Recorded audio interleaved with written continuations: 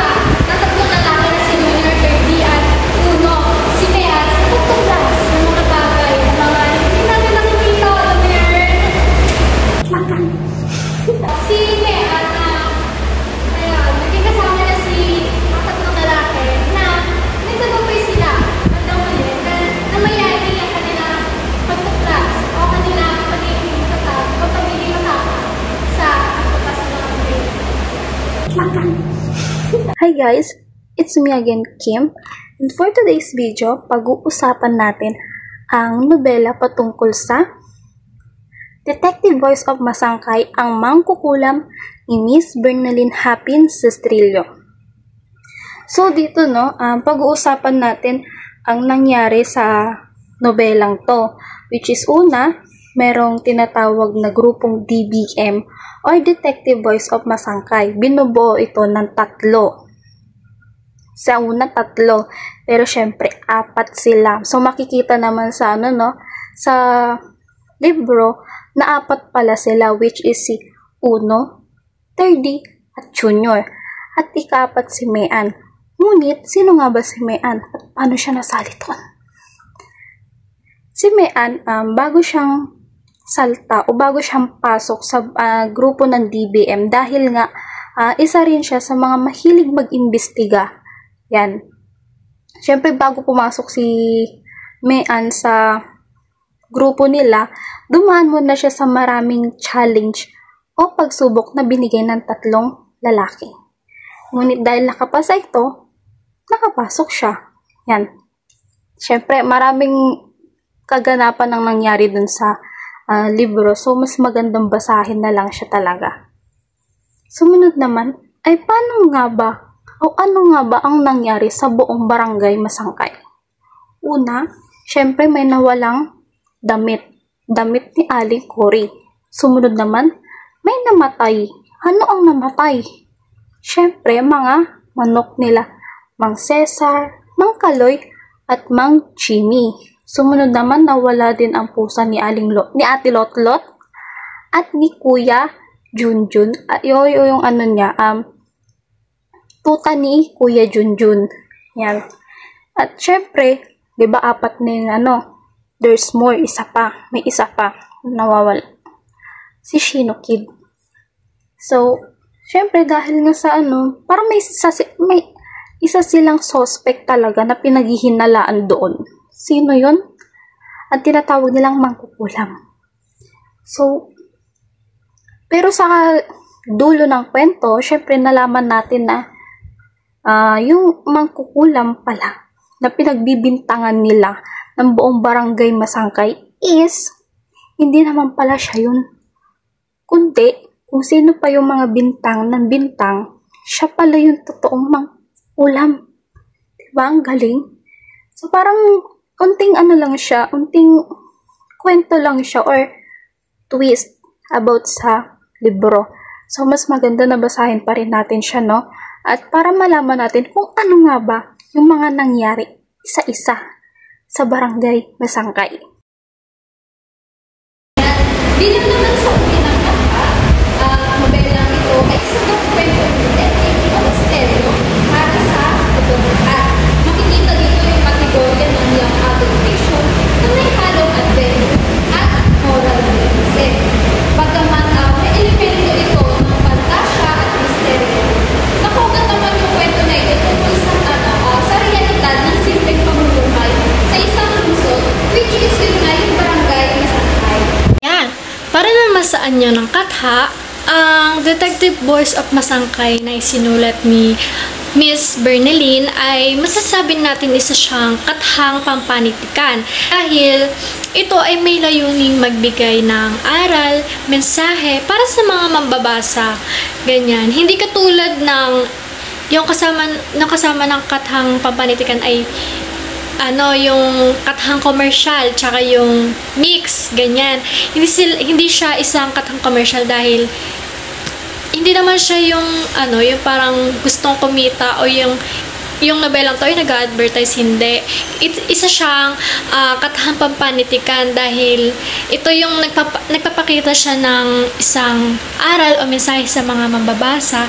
Tsaka nakasulat yung nobelang to na hindi para, yung alam mo yun, di ba magaan siya yung nobela na to, magaan yung pagkakasulat niya. Pero hindi siya katang-commercial. Dahil, ayun nga, hindi naman kasi parang inuobliga ng nobelang to na kumita, ganyan. Kung hindi magbigay ng aral o mensahe at yung nobelang ito ay nagbibigay ng ideya, imahinasyon at kasanayan sa pagsulat. Dahil, masasabi nga natin ang nobelang ito ay isang napakaganda siya. Ang ganda niya, parang ang ganda ng pagkakasulat niya, diba? Tapos parang yung mga ideya niya, parang, alam mo yun, mahilig siya sa plot twist, ganyan. Tapos sa imahinasyon naman, dahil nga, alam mo yun, yung novel nga na ito ay inspire siya sa yung kay detective ko, na kaya parang malawak yung imahinasyon ng isang author na nagsulat na ito.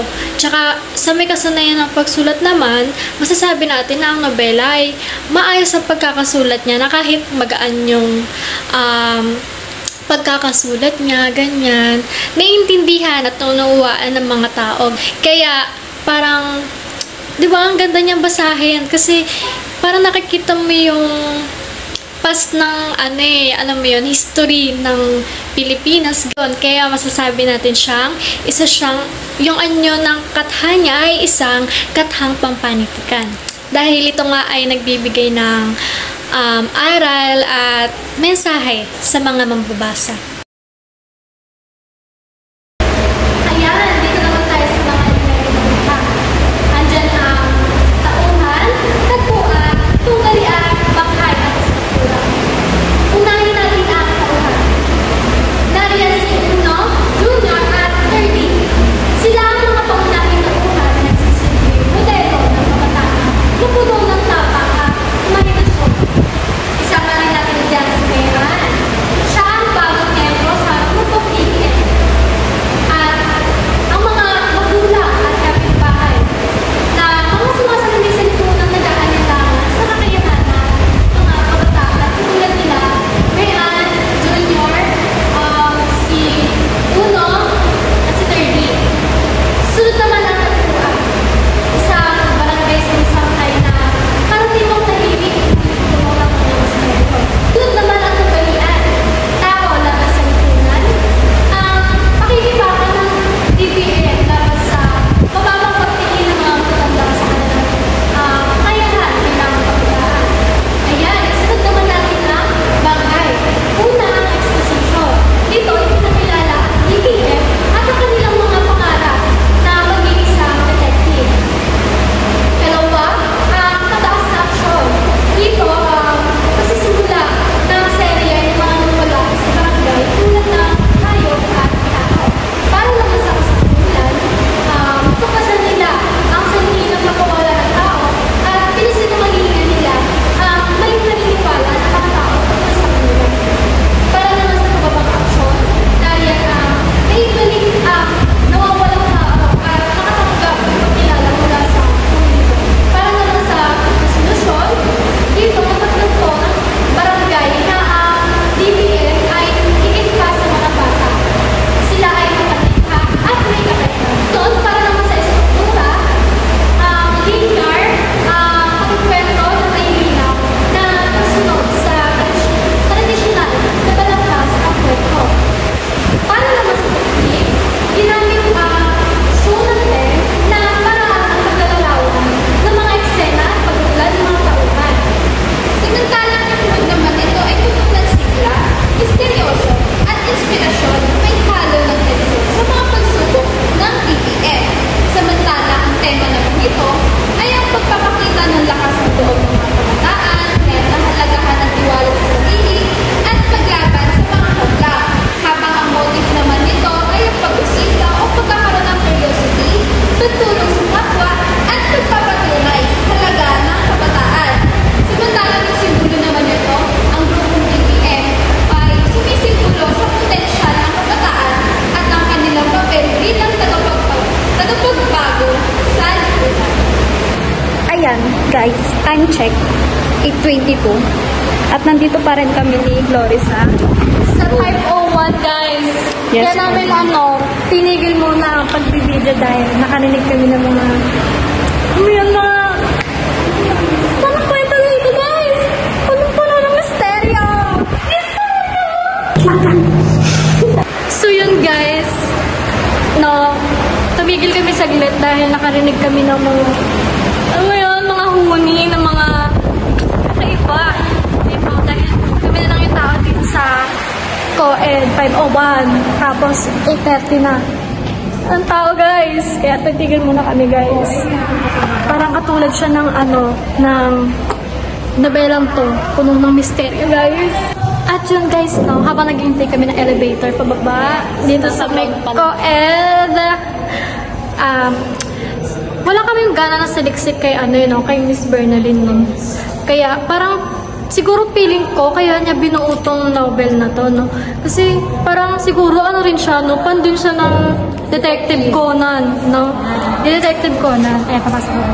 Feeling ko ganun kasi, di ba, parang, alam mo yun, nakaka-entertain kasi nga, syempre, puro kabataan yung nagbabasa at yung ibang kabataan hindi nahilig ang pagbabasa.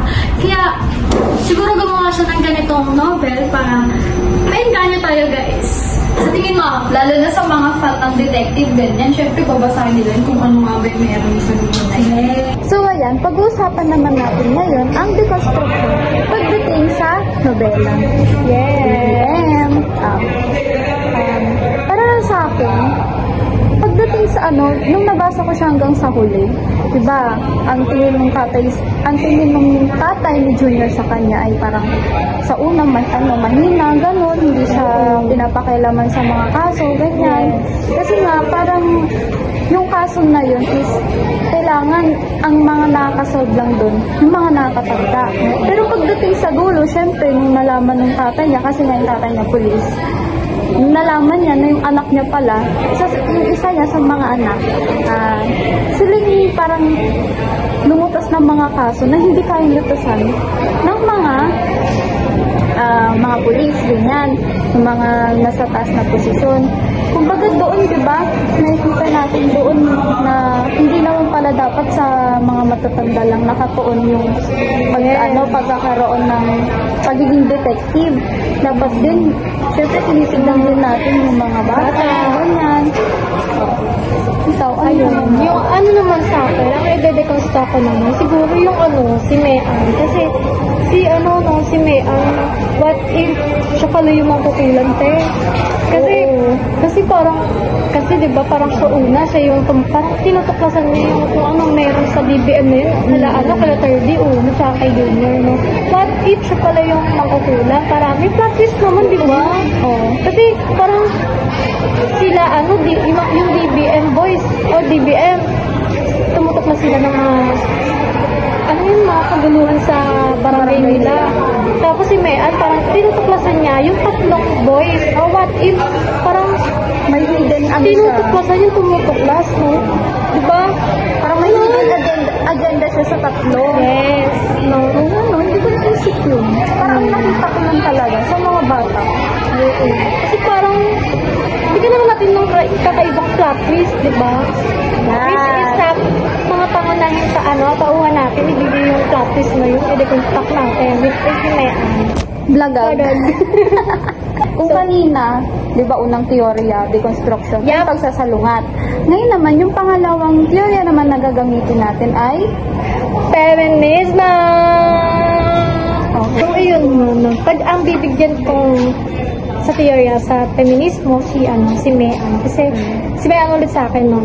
Kasi, parang si Mean, parang sa novel, parang binigyan siya ng pahirap no? Pasakit. Bago siya makapasok sa grupo pasakit, diba? Parang binibigyan nila ng challenge ang isang babae na what if naman tanggapin mo na lang yung babae sa isang grupo, no? Hindi mo na kailangan siyang pahirapan. Parang nakikitaan natin ng anong tawag doon? Unfair. Oo. Diba? Ang unfair. Parang ano lang nila doon, mga lalaki lang malakas. Oo. Pag lalaki lang ba ang pwedeng ang grupo, ang isang grupo? What if, sama rin naman natin yung mga babae, no? Sa'yo? Sa akin naman, yung pagdating kay Aling Binang, yan. Kasi tinitignan nila si Aling Binang kasi mangkukulang based nga sa mga damitan niya, sa itsura niya, ganyan. Pero sa dulo naman, hindi naman pala siya mangkukulang. Siyempre, kilalanin natin kung sino yung mangkukulang na yun. Oo nga. Bakit ikaw pala yun? Di ba? Ikaw pala yung nanonood ngayon. Ayun nga. Parang si Sir pala nanonood nito, no? Malay mo si Sir Guy nanonood nito. Sir, sarap lang. So, yun na. Parang ang gara lang na parang, hindi na sa magara. Parang, feminism. Bigyan natin ng karapatan yung mga kababaihan, no? Yes. Women empowerment. Yes, women empowerment. Na, huwag naman tayo masyadong mapagbintang, no? Diba? Parang tinitignan natin kahinaan yung mga kababaihan. Yes. Uy, bakla ka. Lakas oh! Malakas ka ba? Malakas? Oo. Pakita dito sa muscle ko. Ayan, dahil na vlog, vlog review na natin yung nobela. Syempre. Makalimutan ang ending. Yes, ayan na yung outro natin. Yan, dahil natapos na natin, no? Dito na magtatapos ang ating vlog review. Sana may natutuwan kayo sa aming something idea lang naman. Syempre, basahin nyo pa rin yung book na namin, nirecommend namin sa inyo. Super ganda nun, guys. Ganda na guys. Yes. Kaya basahin nyo. Lalo na, may discounted ngayon sa Shopee. Ano pa? Nintay nyo. Sa National Bookstore, guys. Check out na!